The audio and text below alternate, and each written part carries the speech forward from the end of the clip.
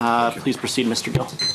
Thank you, Mr. Chair. Thank you, Minister, for being here with us. Earlier, when you were answering a question to honourable member from Greg Clark's or Calgary, Alberta, you were saying that you do care about the data, and my question to you is, if data is presented to you and shows that it is actually detrimental to people who are you're actually willing to help, you're meant to help by increasing the minimum wage, if the data shows clearly like this policy is actually backfiring for those people, are you going to reverse that decision on that? Yes or no? Simple. Thank you. Thank you very much. So as I was talking to Mr. Clark, and as I've said a few times at this table, monitoring the implementation of the $15 minimum wage is a priority, and we have within our department, as well as partnerships with Stats Canada, the ability to track what's happening in our labour market and what employment impacts there may be as we go forward, and we will continue to do that. So I would say like you could potentially reverse that decision. So we are committed to $15 by 2018, and we will continue to monitor the implementation. One of the things business asked us for was certainty, so that they could plan for and know what the future increases would be. And so having heard that feedback from business during the consultations, that is important to me. Okay, thank you, Mr. And now talking about WCB reviews, when can Alberta employers get the certainty about what will happen to WCB overpayments and refunds? Are they going to get refunds and overpayments this year? So that's a decision made by the WCB. So they have an executive as well as a board that oversees the running and functioning of it. And the WCB will choose to make financial decisions in its own time.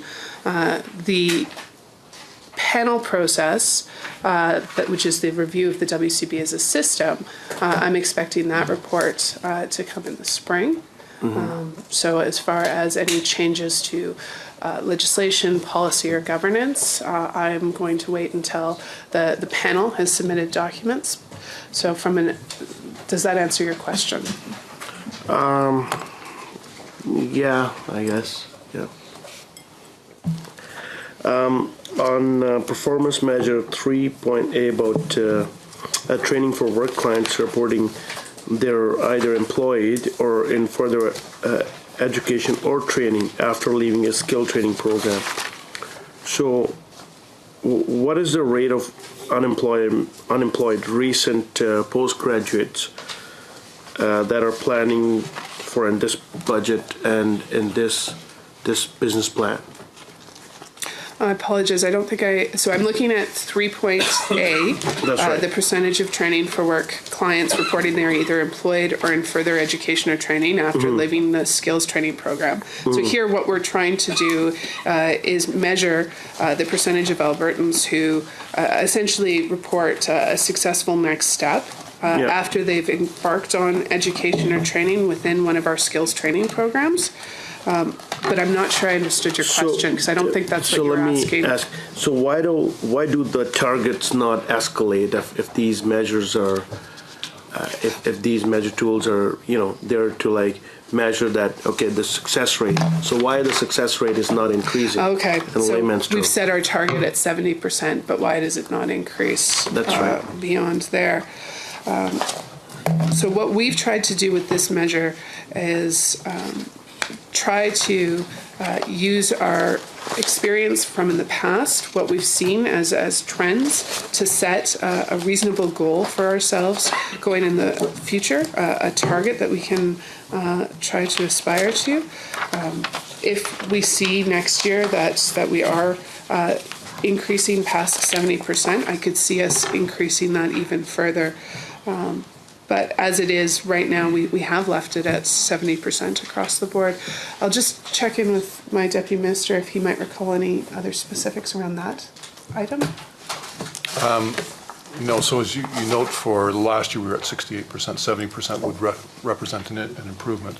And so as we work through our business plans, if we see the trends moving up, of course we need to adjust our targets so that we can sort of continue to push ourselves to improve. But I think we're basing on what we have at this point, and then we'll make future decisions.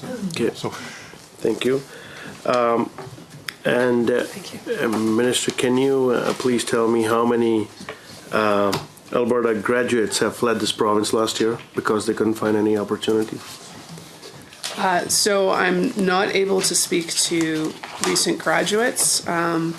There is tracking of workforce and whether people are entering Alberta to work or leaving. And when I last saw that information, more people were coming to Alberta than were leaving. But I don't have that information at my fingertips. I'll just see if my Deputy Minister has any further information on those.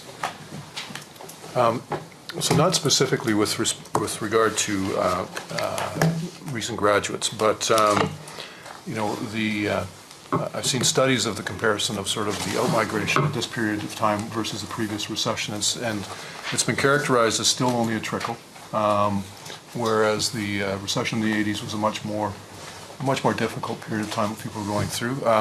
This was a difficult recession for people to go through. The economy's starting to turn back up, and we've been fortunate that we haven't seen the mass outright migration that we've seen in the past. And as the Minister said, it's almost balanced by the net in-migration. So, you know, yes, it's for the individuals. It's very, it's very critical. When you aggregate it, it's so we don't have a data that shows that, X number of students who are graduated from any, like NAIT, SAIT, Montreal, UFC, or any undergrad or any educational institution, they have actually left this province because of lack of opportunity. So I think it's difficult to attribute a motive for people's departure from a province. Young people are particularly mobile. They move different places to go to school, they complete school, they go where the opportunities are. I think the key thing here will be to ensure that there are opportunities for people so that we've got opportunities for Albertans and to attract other people. And I think as the economy starts to trend back up, you'll see those things turning around. Okay, thank you. Just flag for you that we do a Alberta Labour Mobility Evaluation Survey each year, and the data, or the 2016 survey, is just currently in progress, so we can look back at last year, and you would be interested in that when that comes out. Perfect, thank you, Mr.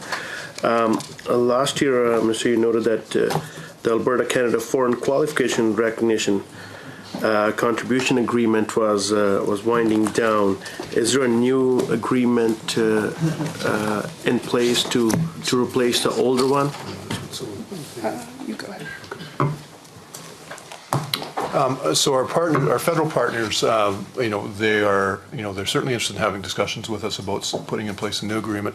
As we've asked them if they would like to engage in discussions about that, what they've said is we would like to see this one complete, do the evaluation of it, and then engage in some discussions at that point. So we expect we'll be discussing with them in the fall of 17 renewal of this program.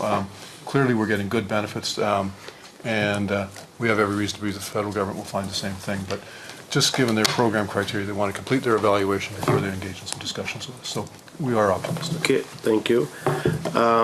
What's your ministry, Mr. doing to improve the foreign qualifier and to continue training opportunities in profession such as their teachers, doctors, nurses, social workers, where Alberta government is the largest employer in this category? Is our government doing something about the foreign qualified people who migrate to Alberta to help them, get back into their profession? Thank you very much for that question. Making sure that someone who comes to Alberta is able to have their qualifications recognized and be able to work in their chosen profession here is a priority for us. And through our foreign qualification recognition program, we aim to do just that. We have been making some positive changes here by improving our assessment and recognition process. Apologize to interrupt.